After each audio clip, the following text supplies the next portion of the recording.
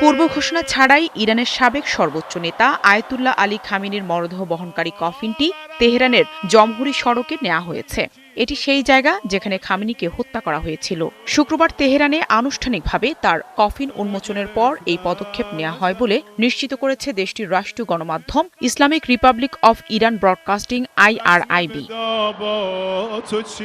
গত ২৮ ফেব্রুয়ারি তেহরানে তার বাসভবনে যুক্তরাষ্ট্র ও ইসরায়েলের যৌথ হামলায় ৮৬ বছর বয়সী খামেনি নিহত হন।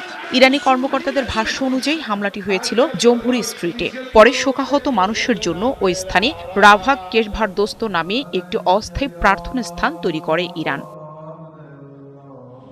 ইসলামে মরদেহকে মৃত্যুর স্থানে নিয়ে যাওয়ার নির্দিষ্ট কোনো প্রথা না থাকলেও ইরানের এই পদক্ষেপটিকে শিয়া সংস্কৃতির শাহাদাত ও স্মরণের গভীর ঐতিহ্যের অংশ হিসেবে দেখছেন বিশ্লেষকরা। বিশ্বজুড়ে শিয়া মুসলমানদের কাছে খামেনি শুধু একজন রাজনৈতিক নেতাই ছিলেন না, বরং তিনি ছিলেন দ্বাদশ শিয়া ইসলামের সর্বোচ্চ ধর্মীয় পদমর্যাদা মারজা-ই-তাগলিদ।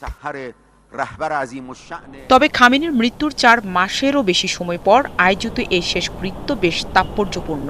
বর্তমান পরিস্থিতিতে ইরানের ক্ষমতাসীন ধর্মীয় নেতারা বিষয়টিকে ইসলামিক প্রজাতন্ত্রের প্রতি জনগণের আনুগত্যের বহিঃপ্রকাশ এবং এর বিপ্লবী উদ্দীপনা হিসেবে দেখছেন। সন্ত্রাসবাদ দমন বিষয়ক বিশেষজ্ঞ ড মোহাম্মদ ওমর ফক্স নিউজ ডিজিটালকে বলেন, খামেনির মরদেহ রাসায়নিক প্রক্রিয়া নয়, হিমাগারে বা কোল্ড স্টোরেজে সংরক্ষণ করা হয়েছিল, কারণ ইসলাম রাসায়নিক প্রক্রিয়া সংরক্ষণের অনুমতি দেয় না। তিনি বলেন, শিয়া আইন অনুযায়ী বিশেষ পরিস্থিতিতে দাফনে বিলম্ব এবং হিমাগারে মরদেহ সংরক্ষণের অনুমতি রয়েছে। ইরানের ফরেনসিক মর্গে এমনিতে মাসের পর মাস মরদেহ রাখা হয়, তাই হিমাগারে ৪ মাস মরদেহ রাখাটা কোনো অস্বাভাবিক ঘটনা নয়।